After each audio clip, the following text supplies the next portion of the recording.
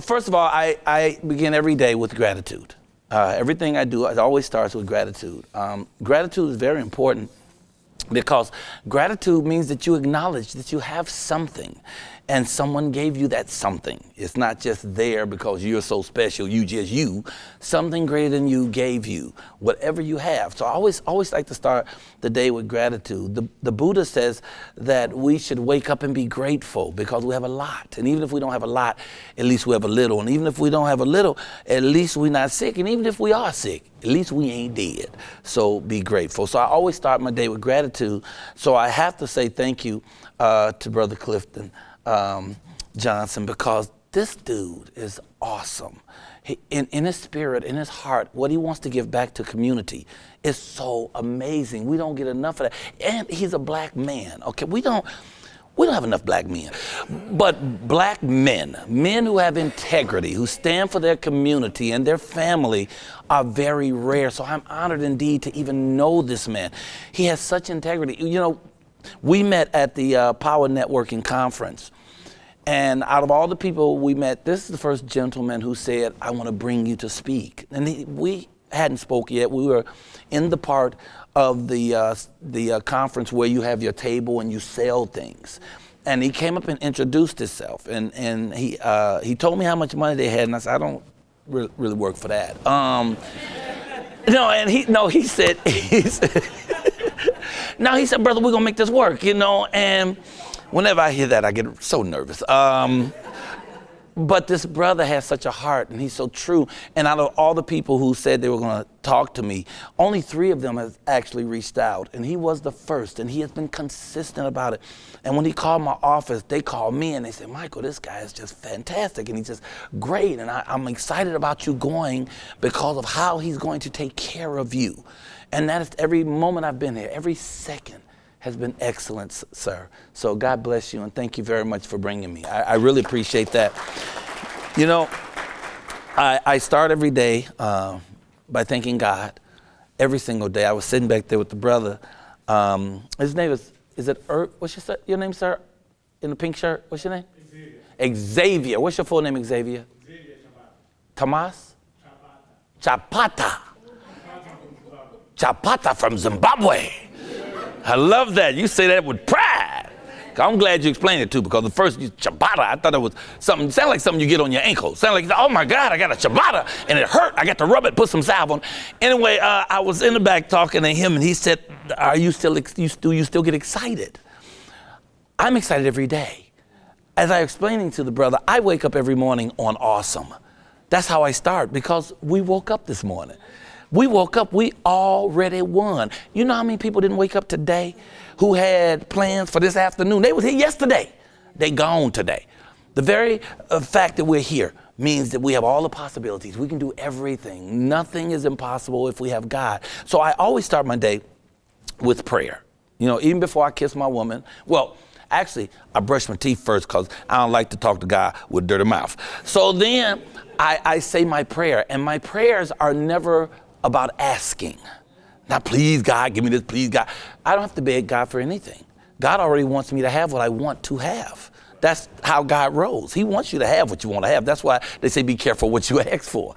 Because if you ask for the wrong thing, you're still going to get the wrong thing, because God's not doing judgment. And God's not sitting somewhere with a little clipboard and a pen going, well, he did this wrong, so he can't get this. Oh, he did that right, and we give him this. God don't have to do that. God already knows everything you're going to do 1,000,000 years before you existed. So you can't shock him. You ain't going to surprise him. You already know what you're going to do. Okay, you didn't see that coming? He saw that coming. He saw that 1,000,000 years ago. Okay, so you don't have to do the begging thing. God already wants you to have what you want to have. So what you want to do is prayers of gratitude. You want to be grateful for what we have. I mean, if you started your day by writing 10 things that you're grateful for, the rest of your day would be magical.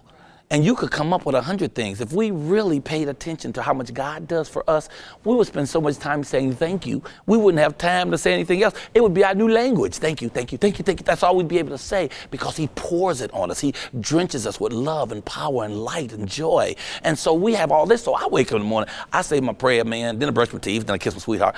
I'm not doing the other way. I brush my teeth, say my prayer, kiss my sweetheart. Then I start my day. you know, and I start my day on awesome, knowing that I can just do anything, that I can walk on water and fly through the air because I have a great God, I have a great queen, you know.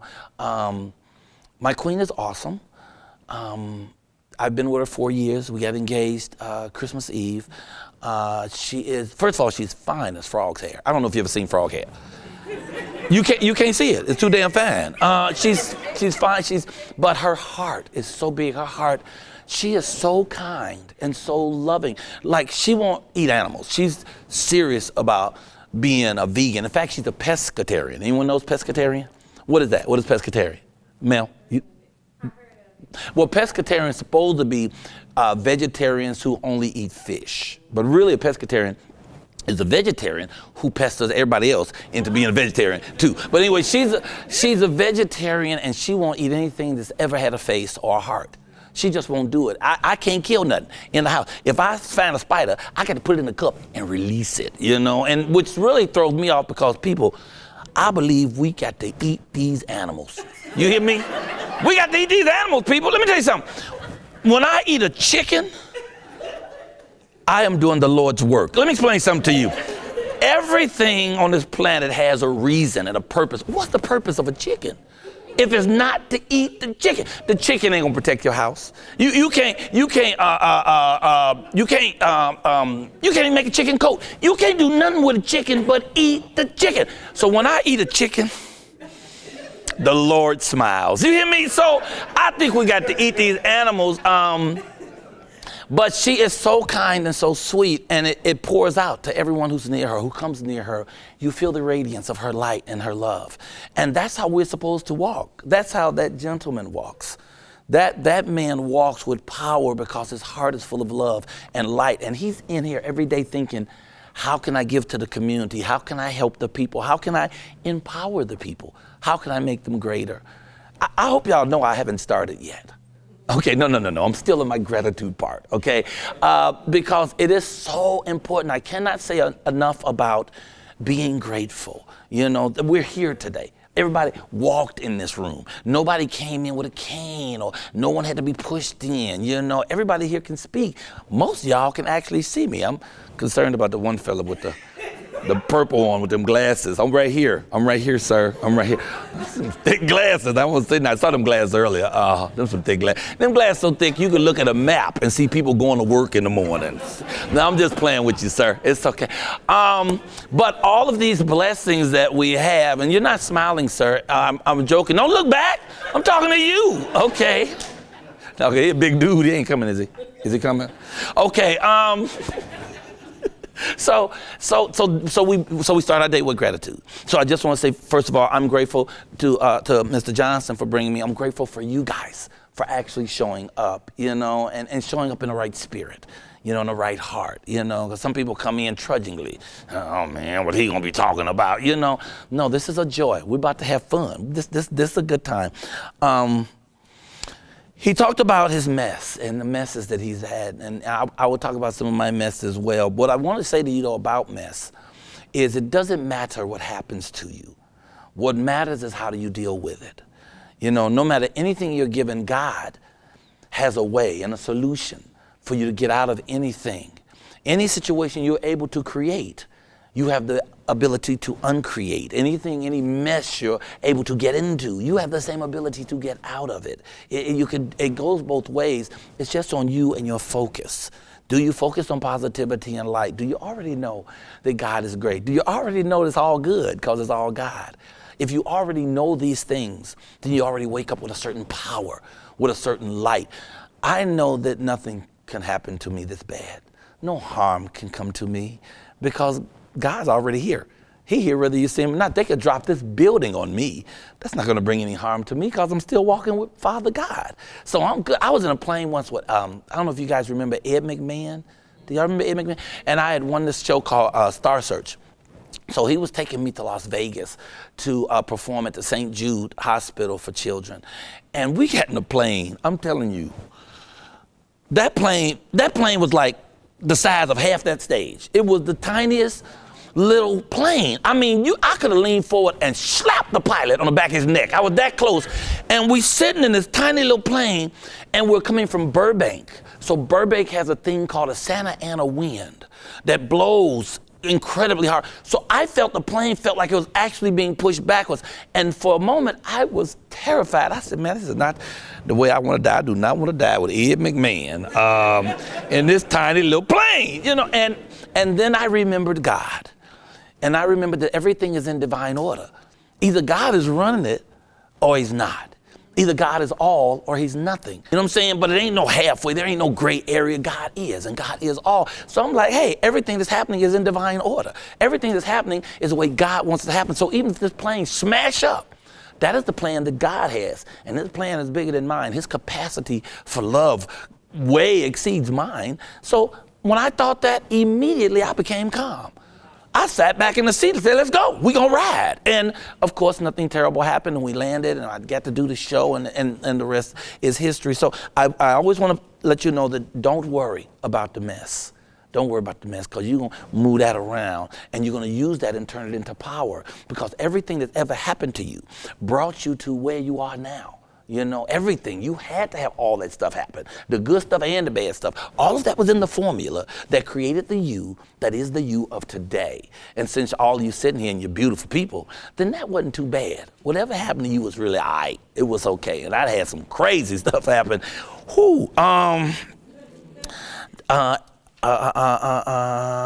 And he even said this baby ain't his. Well, that had to be a surprise, huh?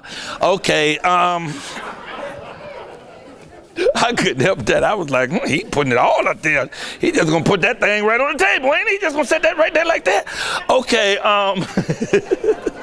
first I was thinking, I don't know how deep I wanna go.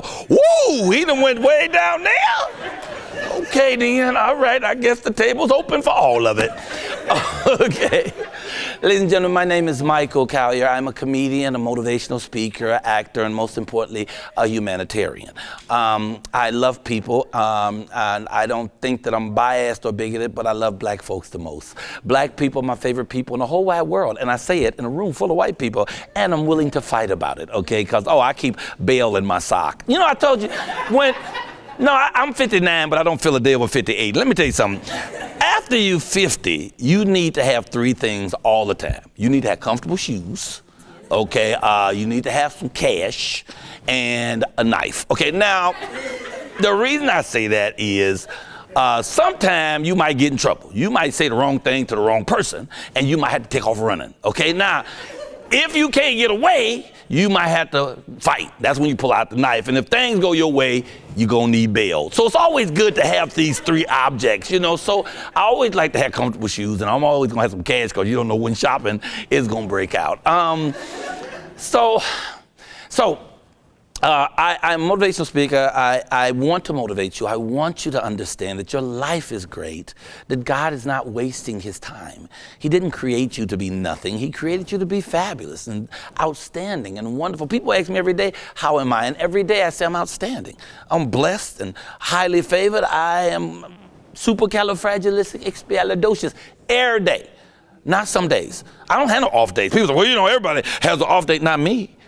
I don't have none of them. Ever. I'm not having those. That ain't my day. My day's gonna be fabulous. There's something magical every day. If I go a day without a miracle, I am shocked and surprised. I get a miracle a day minimum. Sometimes I get 3-4 miracles. It's fabulous. The miracle today, look at me. I'm standing in front of y'all. They actually gave me money for this. I'm standing in front of y'all and doing what I like to do. I'm just talking and being funny.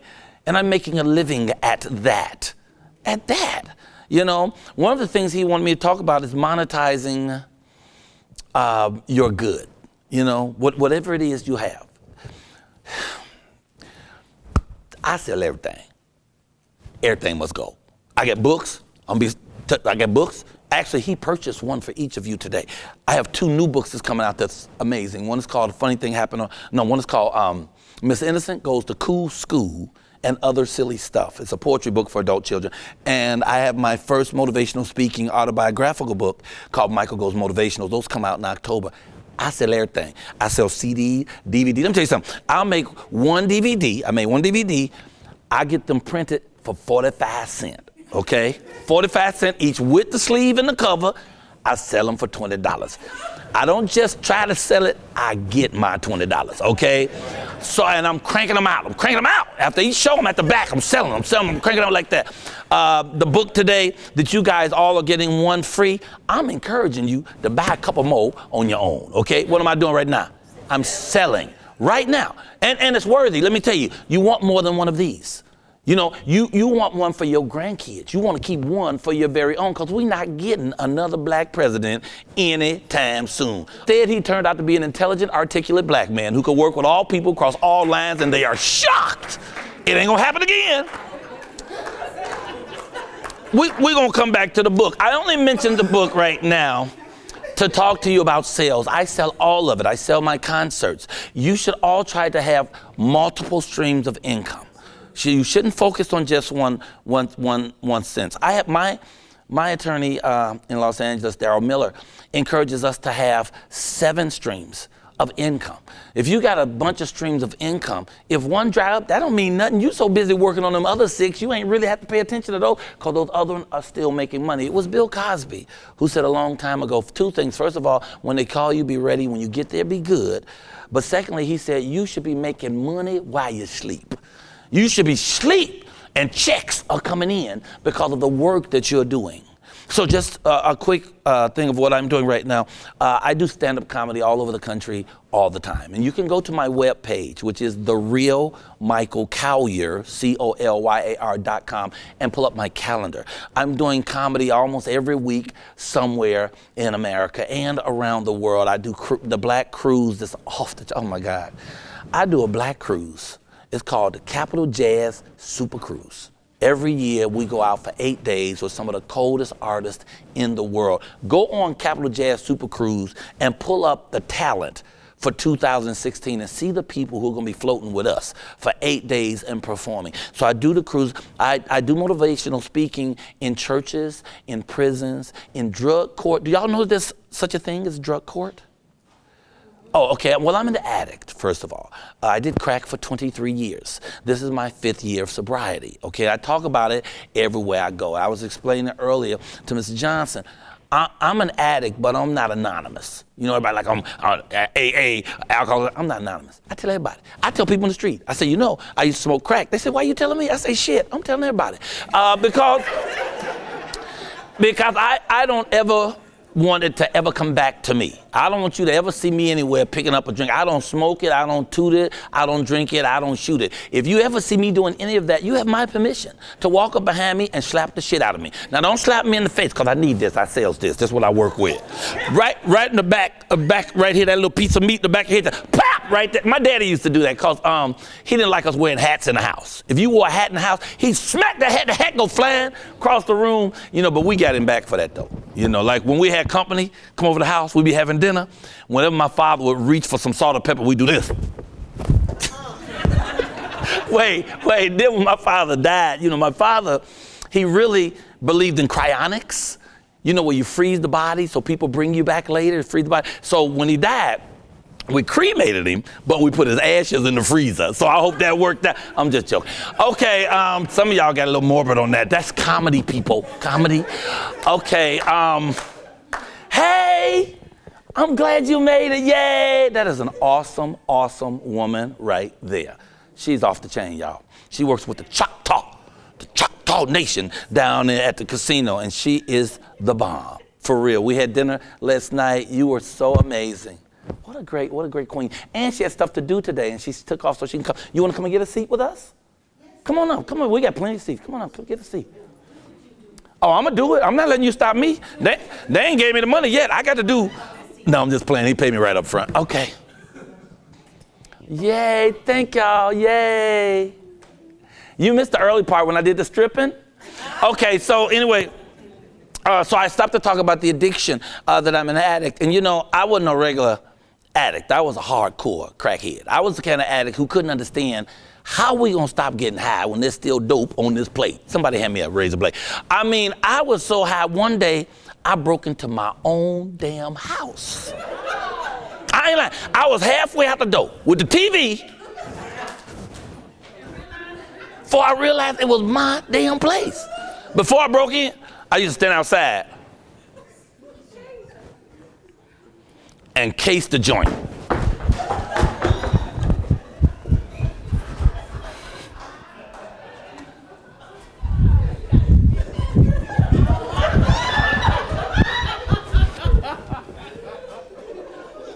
Sometimes I'll be out there 3-4 hours. Finally, I say, damn, this brother don't never come home, you know. I say this to say that from that addiction, I learned great lessons about my life. I learned strengths about myself that I did not know I had. And as of March 1st, I have 5 years of sobriety. And so I talk about it all the time. Don't do it, that's okay. I talk about it all the time because I want you to know, no matter how dark it gets, it's not the end of the road for you.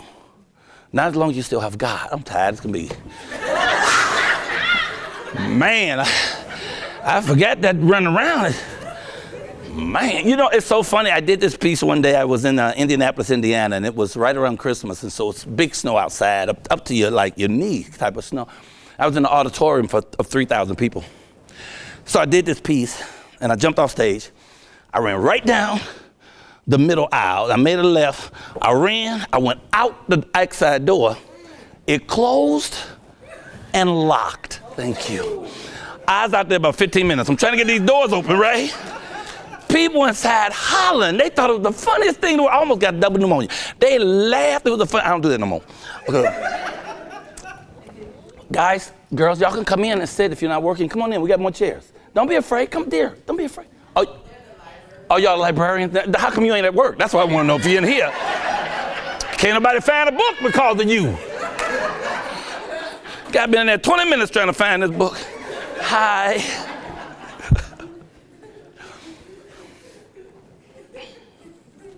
So I just want to throw the mess part in so you understand that no matter where you are, it doesn't matter what happened to you. What matters is how do you deal with it, you know? A lot of us are in a bad situation and we just won't come out. If we won't come out, it's because of us.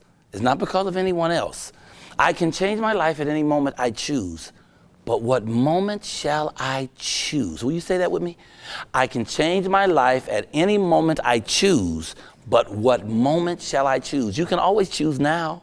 You can always choose now. You can choose to do a different thing. You can choose to do a thing a different way. And remember, you have God. See, one with God is a majority. Me and God will take on all of y'all right now, okay? Because we bigger than y'all. And God designed you all. He created all of you with designer genes. He ain't playing.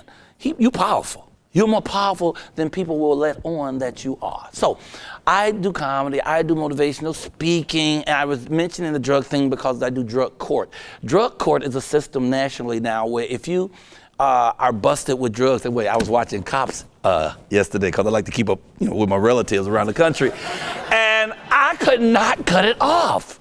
It was just riveting watching these people, especially now since they put the white folks on. You know, when it first started, they wouldn't arrest nobody but black people. But now, they are arresting everybody. And I'm watching these white guys. This white dude, he was so fat, he took the dope and the pipe, the crack pipe, and hid it under his belly.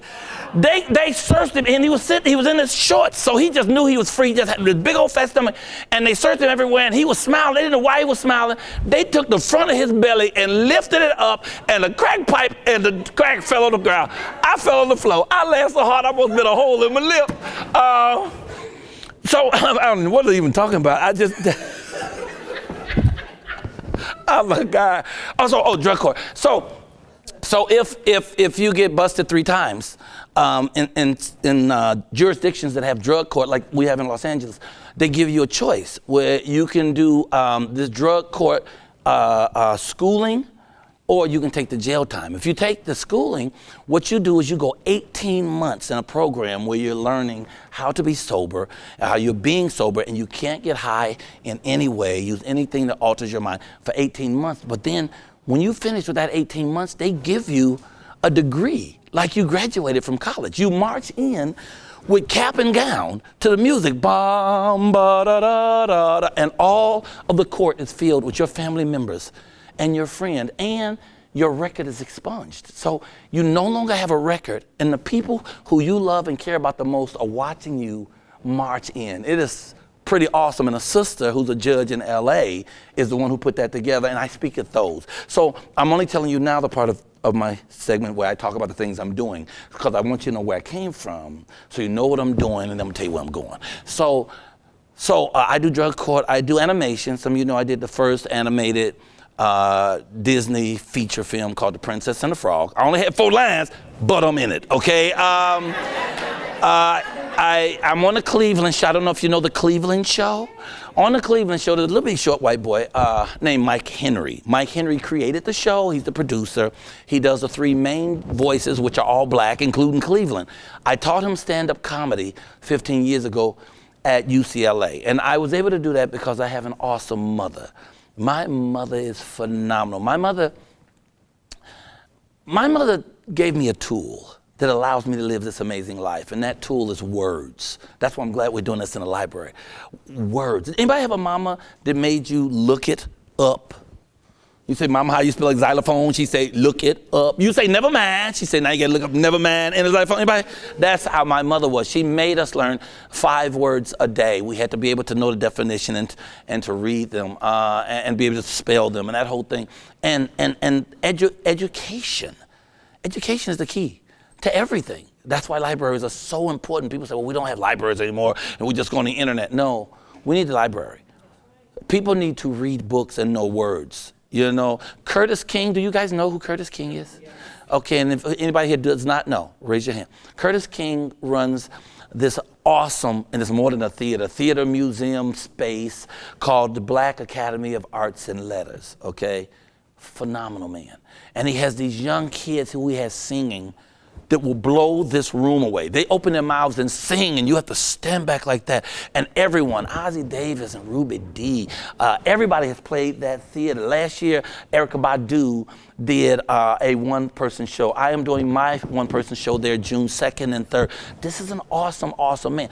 But if those kids come over there, they can't come in there and cut no phones on. You don't cut no phones on. You don't go to the internet. You want to study with him, you look everything up. You don't go to the internet and look up words. You have to open a dictionary. You have to read a word and where its origin is, because that's what we got to keep giving to our children. Education is important. And my mother gave me that education. That education has allowed me to do so much stuff. So I am here to talk to you about empowerment. How do you empower yourself? How do you become a greater you? First of all, you have to decide what it is you want to do. And understand that you don't have to know the right thing right away. A lot of people won't do anything until they figure out the right thing. A lot of times we don't figure out the right thing right away. You have to do the thing that works for you right now. So I started out as an actor. I didn't know that comedy would pay me more, but I started out as an actor and I was starving to death. And then one day I went on the street and started telling jokes and passing my hat, and white folks that wasn't even talking to me before just came up and handed me money. I thought, ooh, I like this, you know? And so I stayed with that because that is what takes me through everything. My comedy gets me in every door, but it's not what my true calling is. My true calling is acting, is theater. But I didn't know it until I came back to it. I started at it, it was my spark, it was my passion. Then I got to comedy, so now my comedy is actually comedic acting. When you see me telling jokes, it's comedic acting. This lady went to the pharmacist. She said, hi pharmacist. I'd like some arsenic, please. Pharmacist said, lady, what you gonna do with that arsenic? She said, oh, I just want to poison my husband. He said, lady, I can't give you no arsenic to poison your husband. So she reached in her pocket, pulls out a picture and sets it on the counter. The pharmacist picked it up and looked at it. It was a picture of his wife making love to her husband. He said, oh, damn, you didn't tell me you had a prescription. You know, so it's not just the so it's not just the joke. Ma'am, you're gonna get it later, don't worry. It's not just the joke, but it's the telling of the joke that makes it funny, because the joke ain't really even all that funny. It's kind of corny, but it's the telling of it. So it's the theatrical part of the comedy. And all this, once again, I'm thinking, how do I sell it? You know, how do I turn it into a show to sell to you? How do I do a show that makes you laugh and at the same time lift you up and encourage you and empower you? Empowerment, with empowerment, you want to think about something that you're strong in, something that you love to do, because you really should do what's in your heart. If you do what's in your heart, then God is your supply. You'll never work a day in your life if you do what's in your heart. See, following your heart is the most important thing you can do, because that is where God resides. The closer you can get to God is getting closer and closer to the center of your heart. And in doing that, you also empower yourself and enlighten yourself, because you start to get filled more and more with love. When you love yourself, then you're able to love others and everything around you. That's why my queen is so amazing, because the way she is with even strangers, she approached you with such love. She just walk up to people's kids and talk to them. I say, you better quit. Ooh, you better quit walking up to people's kids. Somebody gonna bust you in your head. People don't like that. Oh, that's a beautiful job. Girl, I'm telling you, you better knock it off. And she'll do that because she's just so full of love. She wanna walk up and pet people's dog. Don't touch that dog.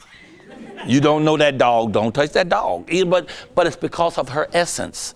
Her essence is about love, it's about giving. When you get to that point, Mr. Johnson again, when you get to that point where it's all about giving, watch the wealth that you have. Because you got to remember, everything is a circle.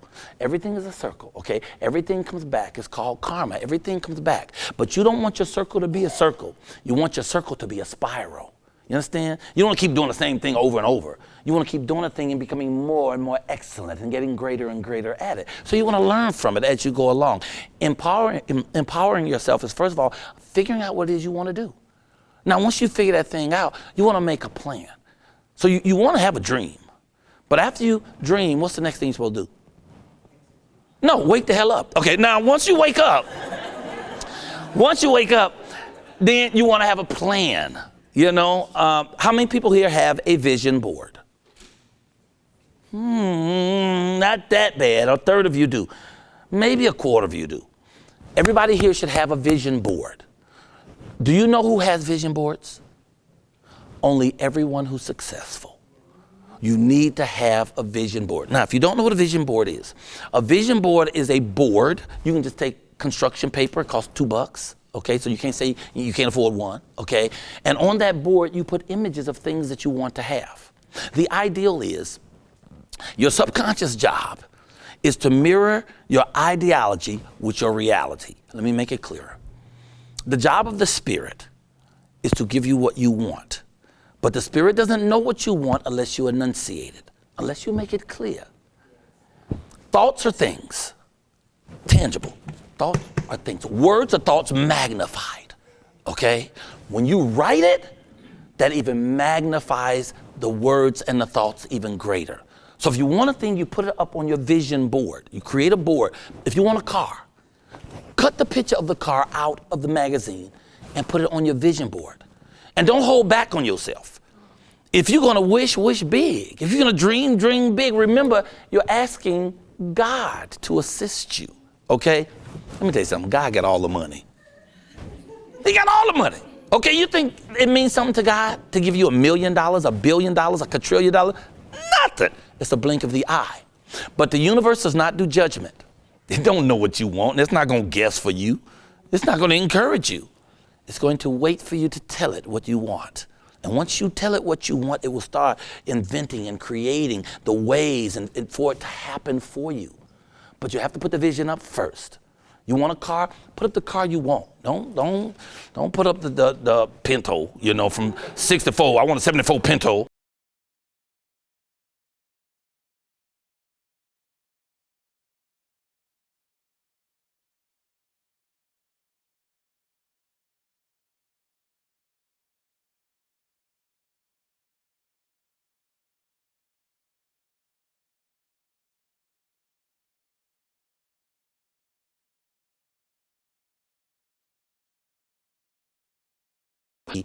Is my, wait a minute, let me grab this. Hold up, get it right here. All right. The first thing you see on it is my vision board, because the whole purpose of the vision is to watch it every day. Now, you don't have to stare at it. You know, vision board, come, please come, vision board, please. You don't have to do all that. That's not necessary. The only thing that's necessary is for you to look at it for a moment or two, a minute or two. Because what you're doing is putting the impress on your brain. You're putting that ideal on your brain. This is what not what you want to have, it's what you're going to have. So with me, I have up in the upper left-hand corner, I have $1 bill, and I wrote underneath it $1 million by December 1st, okay? I was at a motivational speaking, actually it was an empowerment session for children that Steve Harvey does. He takes 100 black boys and their mothers, and the boys sit in the front, the moms sit in the back, and he spends a weekend encouraging these kids. He pulled his phone out. His vision board is on all of his phones. It's on every device he has. He pulled it out and started showing it to people. Are they kind of loud? I don't mind telling them to be quiet myself. Okay, all right. So as soon as I cut my iPad on, the first thing you see is my vision board. The first thing you see is the vision board comes right up. I'm seeing it every day. It's good to have it on your wall. Let me do this slide across here. Oh, that make it disappear. That might make it disappear. Hold up. Come on, let's see if you come up. Yeah, it'll disappear if I hit the numbers. But as soon as I cut it on, it's the first thing that that you'll see. And I just gave you a quick glance at the vision board. In my upper right-hand corner, let me just show you this real quick.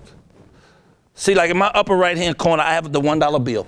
And it says underneath there, it says $1 million by December 1st. The two books I told you I'm about to sell, Miss Ensign Goes to School and other silly stuff, and Michael Goes Motivational. I don't even have a book yet. I just made up a cover. I put the cover on the vision board. Both of these books will be released October 1st, okay? You put them on, let me see what else we got on here. This is exciting stuff. My card, look at this card. That's the Rolls Royce Wraith. $542,000. What? I'm gonna buy the car, I'm gonna buy the house. I don't know. Last year, I asked for 40 pair of shoes. I only got 27, but I put them on there. Okay, all right.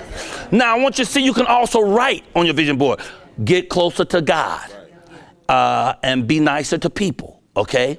Meet the president. I'm going to meet this president. I haven't done it yet, but I'm going to meet this president. Let's see what else I got on here. And you just write on there, vision board 2015. I got a new one already for this year, 2015. Do what I say I'm going to do. Y'all don't even know how important that is. Your word is everything. Your word is everything. Your word is your bond. You don't break that for anybody. But these are just things you put on the vision board. Now, vision boards, you can go on the internet and pull up vision boards. It'll give you examples. Some people just put all pictures. Some people put all words. My woman, she puts things like, I will get closer to God. I will be more kind to people. Our stuff is all about life and love. Some people put all the stuff they want. I want 3 houses.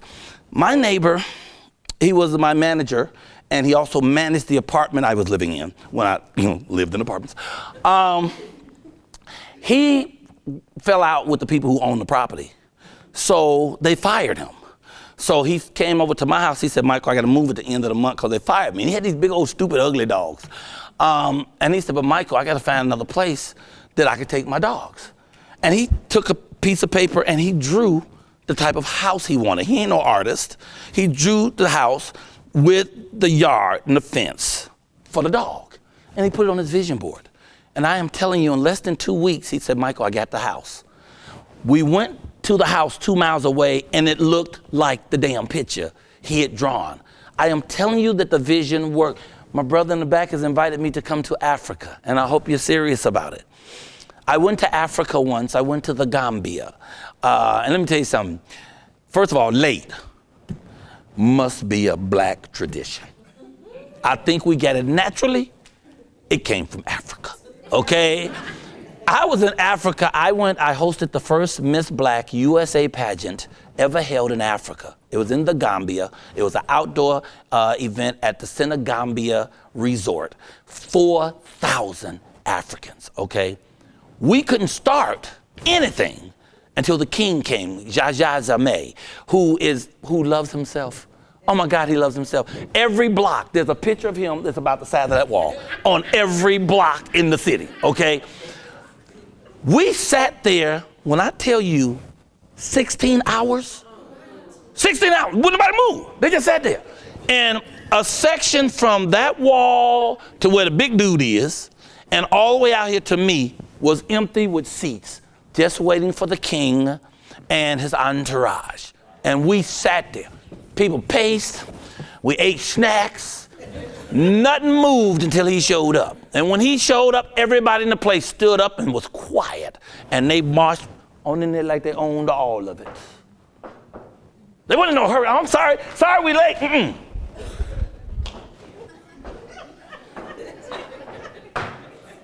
The king sat, the entourage sat, everybody else sat, and we started. Black, late, same thing. Okay, no, that's why black people love late. Black people will get up an hour early just to get to work 15 minutes late. That's us. But we come by it naturally, people. When I was in the Gambia, I saw myself about 24 times. If you go to Africa, you're gonna see your identical twin. And that is no joke. I'm not saying somebody who looks sort of kind of like you, look exactly like you, but black, real black, blue black, layers of blackness you ain't never seen, you know.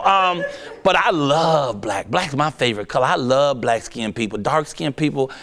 Whew, it's just so beautiful. It's so beautiful.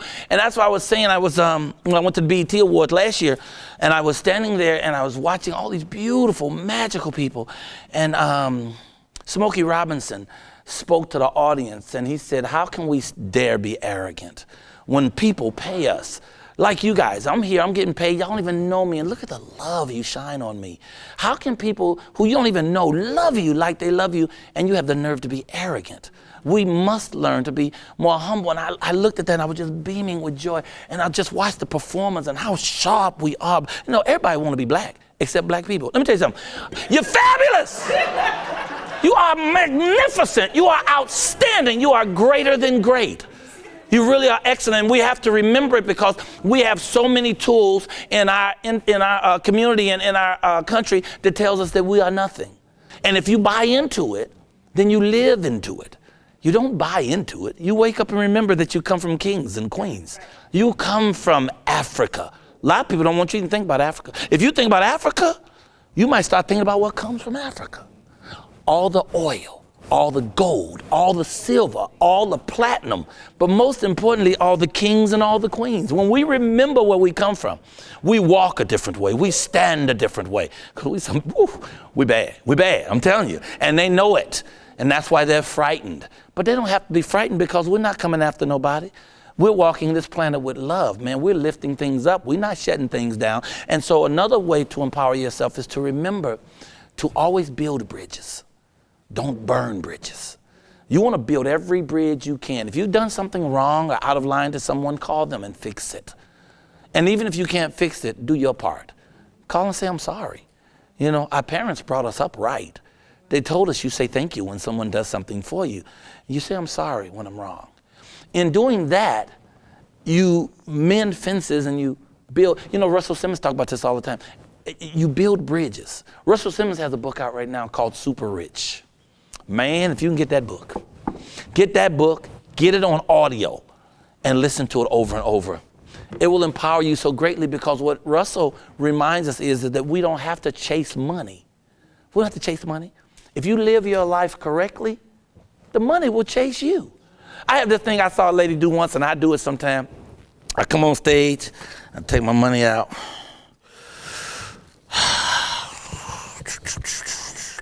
That's beautiful. Oh, that look good. Man, oh man, some 50s in there. Got a couple of hundreds. Spread it out. Spread it like that. Spread it out. Woo! That look good. Hold up. Woo! I love you. I love you. Then I put that back in my pocket. And I say, how many people felt offended by that? Anybody? Anybody feel offended? Anybody? Okay, because if you do, you better know money heard you. The money heard you. How can you be offended by it? Don't let anybody tell you that money is the root of all evil. The improper usage of money is the root of all evil. Now, money ain't God, but it's the lubrication of life. I mean, how can you actualize your dream if you can't pay your rent? Money is important. But if you play like it's a dirty thing, or I don't have nothing to do with it, it ain't gonna want to have nothing to do with you. You got to understand that it's a tool that we need to do what we're doing. They brought me here, but they ain't bring me for free.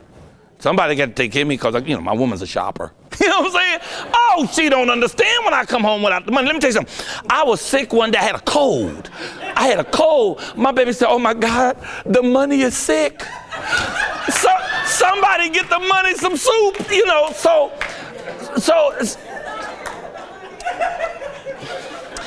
another, I am having too much fun. Another way of empowerment, too, is to remember your joy. Remember to laugh, man. Remember to be happy. Because if you're happy, you're winning.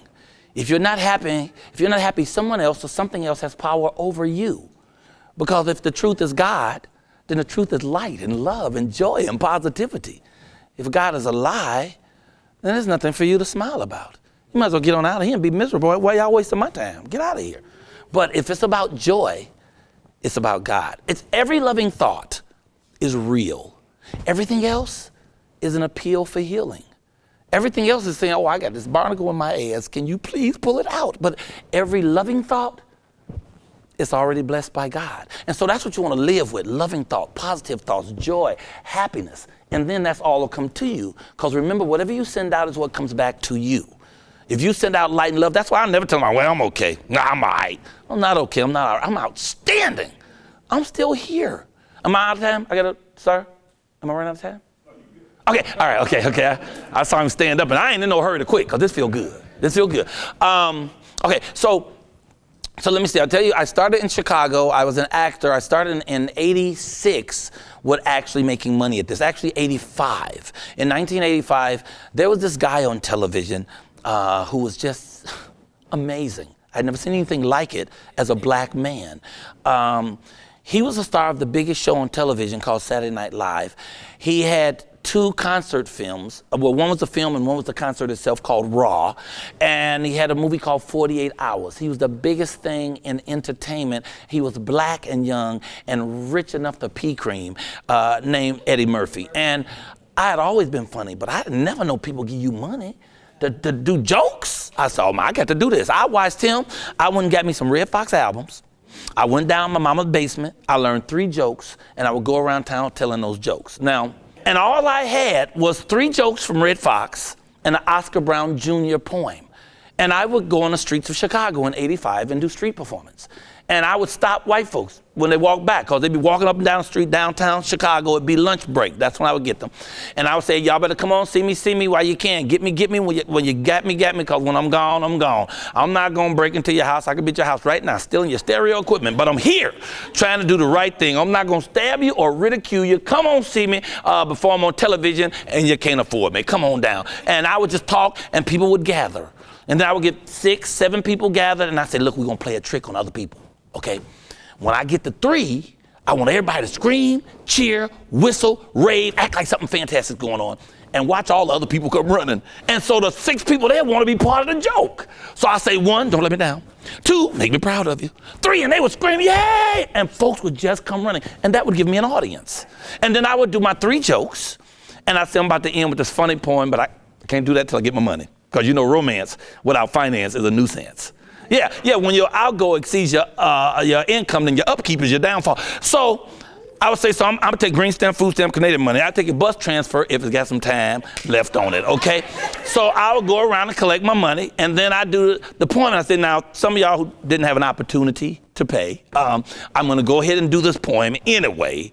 And if you really love the poem, don't forget me, come on down. Remember, I could be in your home, come on down, right? And I would do the poem, and when I got through, people who didn't pay would come and pay.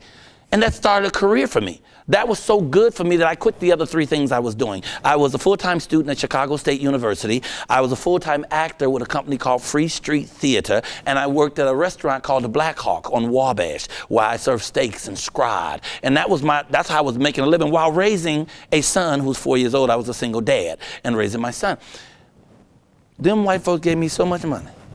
On the street, telling jokes, I quit all that other shit. I ain't do nothing. I ain't do nothing but tell jokes 4 days a week. I just killing them. And then winter came. People weren't trying to hear no jokes on State Street in December. You hear me? So I put everything that'll fit in my 1967 Buick LeSabre. I sold everything else. And I was on my mission to drive to California to do comedy. I want to jump forward with the story. I got to Venice Beach. I ended up doing Venice Beach for 9 years. From 86 to 95, I would do 5 one-hour shows a day every Saturday and Sunday without fail. I would do 40 minutes of comedy and 20 minutes of getting my money. I did 6 figures a year, every year, weekend only, telling jokes. Okay, I became the king of Venice Beach and taught the other people out there how to get their money. I had this thing where before I end the show, I said, I gotta get my money, y'all. Now I got like 800 people standing around me. And I had a little money grabber where you squeeze it and the money, 15 seconds? Oh, minutes, okay. Bye! Okay. Oh, see, they don't know what they got when they got me. They don't understand. They brought me down here, they thought I'd talk about 10, 15 minutes. I would talk y'all into the ground. But I realized that there's no worse death than being talked to death. So let me wrap it up. So anyway, I would go in the circle, and this is really good for me also, because I'm creating my first one-man show. It opens in Los Angeles October 14th and 15th. It's called Michael Kaya's Mama. And it's going to hit 100 cities. And the first city to purchase it besides Los Angeles is Curtis King here in Dallas. So I'll be doing it in Dallas June 2nd and 3rd. So this is practice for me, you know, so I'm having a great time with all of this. I know some of y'all might be a little bored, but you can't leave. Okay, so I would collect this money. I just think it's fascinating. I want to tell you how I would do it. I have a circle of people. So I say, when I get to your group, I'm going to say up, up, and you all raise your money in the air. I'm going to take my money grabber. I'm going to grab the money and put it in a bag. If you put a 5 in, we going to cheer. You put a 10 in, we going to applaud and cheer. You put in 20, we going to go crazy. So people just wanted recognition. Some people hadn't even seen the show. They put the money in the air, and no matter how much they put up the first time, I always play like it's not enough. Oh, I know y'all can do better than that. Or I say, oh, the money look good, but where's the yo? I actually say yo when you put it up. So we do it again, they go yo, and it'd be a sea of green. So I collect the money, then I go to the next group. I say, now I know you're not gonna take that shit off them. And they're like, we ready, Mr. Collier, we ready, you know? So at one point, the Crips and the Bloods will compete with each other. They try to see who can put the most money up, you know? So I would collect my money. So I did that. I got there in 86. I went till 95. And during the time I was out there, several things happened. In 1990, I won Star Search for $100,000. I promptly gave half to the homeless. Now, I'm trying to get some of that back. No, homeless people shopping. Now, have you noticed? They got carts. Anyway, So I did that, and that brought a lot of attention. So then HBO came, and I did a special on my spot where I started. And while I was out there, I did films. So I did so far about 39 films. And I did the first Def Jams, and I created Comic View. And so I've just been, you know, blossoming from the one little thing that I started, which was just talking shit, just telling jokes and passing my hat, because it was a dream and I didn't know what would come from the dream. I didn't know from being out there and telling jokes that Robert Townsend would show up and put me in my first movie, Hollywood Shuffle, which was also his first movie. I didn't have but one line. My line was, no, it's a muffler. Now, it wasn't but one line, but they gave me $1,004 and I joined the Screen Actors Guild, you know? And from there, it just kept growing and growing and growing. It could happen like that for you in whatever it is you want to do, if you are indeed passionate about it. You got to be passionate about a thing. You got to love a thing so much that it's not work for you. This ain't work for me. I pop up in the morning, ready to go. I'm walking 55% faster than I usually walk. What I do is giving my heart something extra to throb about people. And when you love what you do like that, it's not work. It's paying you. You're going to find all kind of avenues. I'm thinking I'm just going to be an actor or just a comedian. But now I'm a motivational speaker. I'm an author. I'm a humanitarian. I travel the world and do this. And you're taking me to Africa because you gave me your word. Okay? Yes, I'm going to. I loved Africa. I loved Africa so much. Look, I went to the marketplace, right?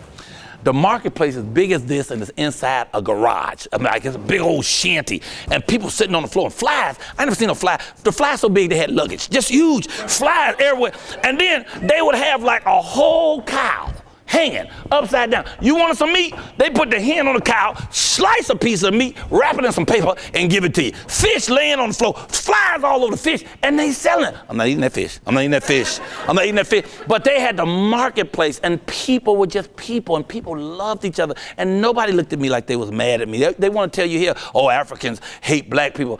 The Africans don't hate black people. Don't let them trick you. Now, there are some who come here who had their head bumped because they've been told African Americans are lazy and shiftless, because society has always taught us to hate ourselves. They did a great job to make it, but what we have to do is learn to love ourselves. When I look at you, I see my brother. When I look at you, I see my brother. If I look at you and I see my brother, how can I hate you? How can I be mad at you when you my sister, when you my mama, when you my uncle? So if we see each other as family, we lift each other up. We get to do everything when we lift each other up, because now we're strong. But if they separate us, like we killing each other in Chicago, like you can't believe it. That's my home. I'm from Chicago, the projects, Robert Teller home, 4352 South State Apartment 909. And they're killing each other sometimes 9, 10 people a day. And I keep saying, let me tell you something, black people, we do not have to kill each other. The way the police are killing us, all we have to do is be patient, okay? Now let me talk about that for a second. I still got 13 minutes. I saw the clock. I saw the piece of paper with the circle on it. The police are killing us in alarming numbers. Alarming numbers. And they're always going home with paid vacation. They call it administrative leave. So the one thing I do want you to take away from today, too, is I want you to talk to folks in your community. Teach folks in your community about how to save yourself from the police. Usually if you comply, you'll be okay. They showed us when they killed that brother in the car that even if you comply, sometime they'll kill us. But 90% of the time, if we comply, if we handle it the right way, we get to go home safely. The name of the game is baseball, people. When you see the police come and think about baseball, what's the object of baseball? To get home what? Safely. Even if there's a foul, you want to get home, and you want to get home safely. So you want to comply.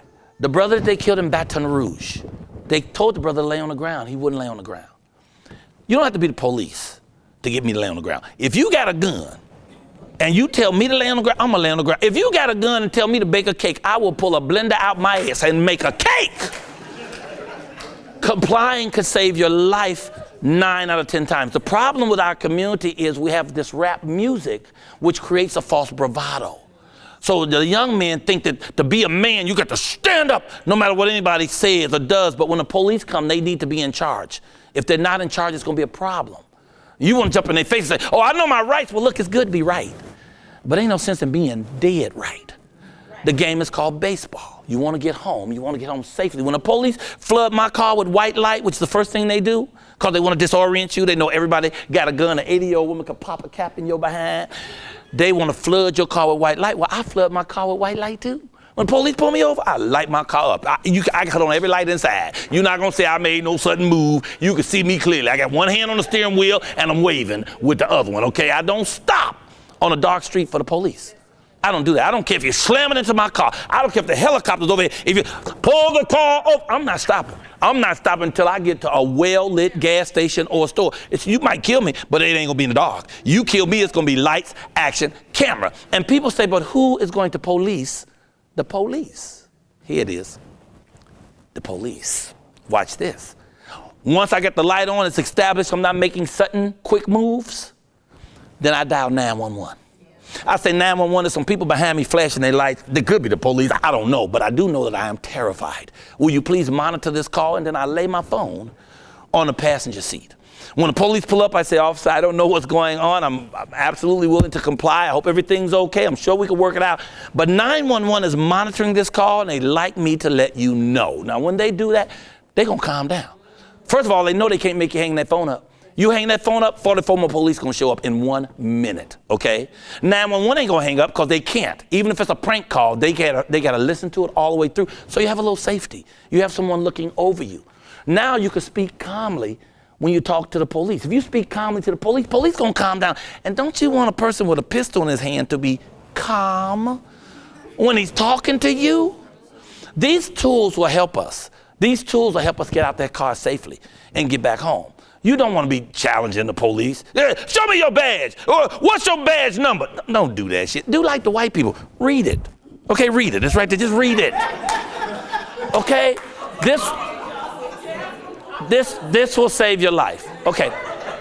So, okay, I have to wrap this up because my time is, and it takes me 10 minutes to wrap it up. So I have to wrap this up. One thing I just want to tell you several things about. First of all, how to find me. I'm at The Real Michael Colyar, COLYAR.com. Okay, that's my web page. Will tell you all the different things I'm doing and my dates.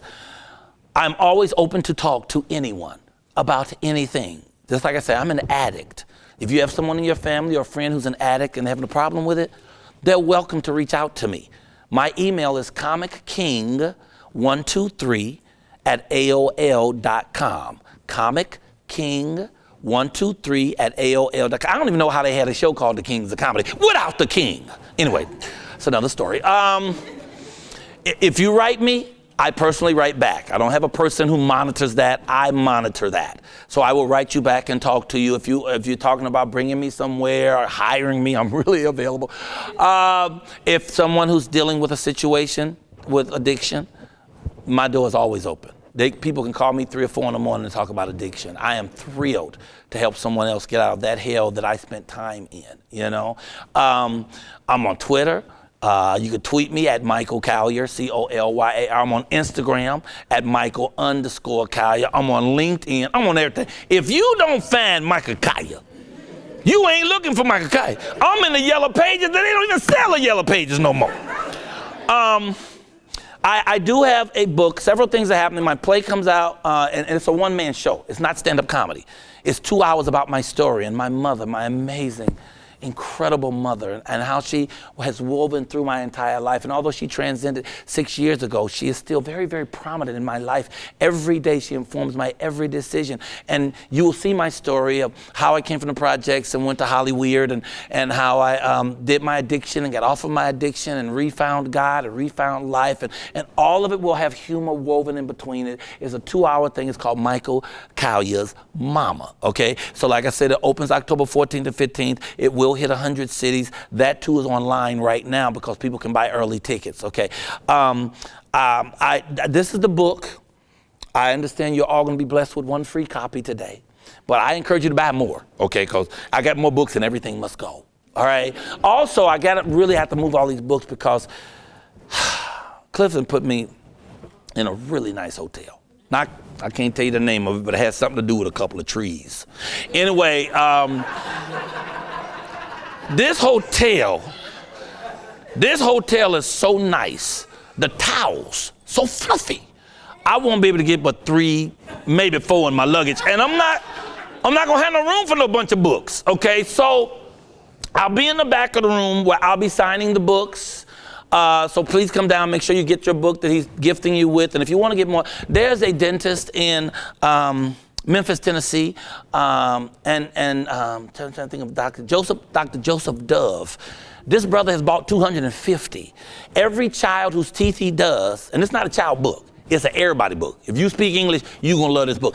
Every child whose teeth he does, he gives them a book, and all he asks in return is they write a 3-page essay about the president based on this book, okay? And it's a great book. You'll see that when the president first got in office, everybody loved him. Every race, every creed, every color, all the children. But once he got in office, they tried to tear the White House in half before they let that brother succeed. But you see President Obama on both sides, pushing the White House right back together, and down here the collard greens Michelle grew at the White House garden, okay? So as you go through the book, it will tickle you, it will enlighten you, and at the same time, I hope it'll make you proud because he is a great, great man, and he stands as a black man. We don't have enough people doing that. We need to see that. Finally, I think I've covered just about everything. Mr. Johnson, was there one note? Because a couple of things I talked to you about yesterday, and you said, say that on stage. Was there anything that I missed in that? I did enough stuff. Okay, I'm sorry. He's trying to get to lunch. He always like that, though. He just get on my nerves with that. I thank you as an audience. Without you, I have no job, I have no life. And I mean this in all sincerity. I know I'm not up here just because I'm a bad motor scooter, and I am. But if I am, and I am, it's because you've allowed me to be that. You came in this room, you sat and listened to me, and for that I say thank you. I thank Brother Johnson. for having a vision and to believe in me. And I thank you for letting me stand before these people and trusting me and to have them in my hands. I appreciate that. And most importantly, I always thank God, because without God, I would not have the ability to communicate and share with you. I thank you for this day. I hope the rest of your day and the rest of your life is supercalifragilisticexpialidocious and magical with some icing on top. God bless you real good. Thank you.